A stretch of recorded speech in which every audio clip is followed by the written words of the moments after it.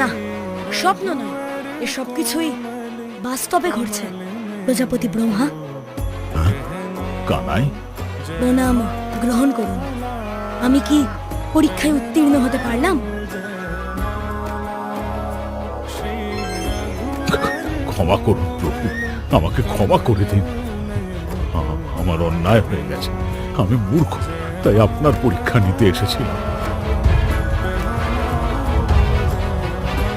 আমি আমার মূর্খতায় নিজেই লজ্জিত বোধ করছি। আপনাকে সন্দেহ করে যে অন্যায় আমি করেছি, তার জন্য আপনি আমাকে মার্জনা করে দিন প্রভু।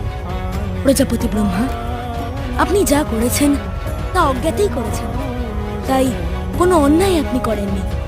না প্রভু, আমি আমার দোষ জানি। সেই দোষের প্রায়শ্চিত্ত না করা অবধি আমি শান্ত হতে পারবো না। বেশ, বলুন কি করলে আপনার